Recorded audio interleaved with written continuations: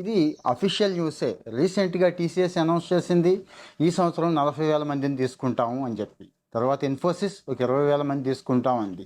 ఇక విప్రో, హెచ్సిఎల్ వీళ్ళు కూడా తలా 10,000 మందిని తీసుకుంటాం అని అంటున్నారు. ఈవెన్ టెక్ మహేంద్రతో సహా. కావాలంటే వెరిఫై చేసుకోవచ్చు. అయితే ఎవరికి వస్తుంది అనేది ఒక్కసారి ఆలోచించండి. మరి 2-3 సంవత్సరాల నుంచి ఫ్రెషర్స్ చాలామంది ఖాళీగా ఉన్నారు కదా. ఈ సంవత్సరం పాస్ అవుట్ అయిన వాళ్ళు కూడా ఉన్నారు కదా.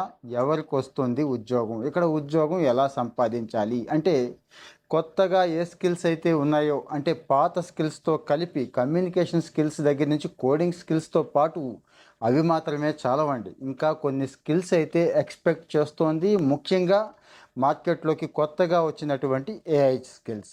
ఆ ఏఐలో ముఖ్యంగా జనరేటివ్ ఏఐ వచ్చేసింది కదండి. Large language model chat GPT దగ్గర నుంచి ఇంకా చాలా చాలా చిన్న చిన్న టూల్స్ ఉన్నాయి. అన్నీ కూడా దయచేసి నేర్చుకోండి. అలాగే బేసిక్స్, సైబర్ సెక్యూరిటీ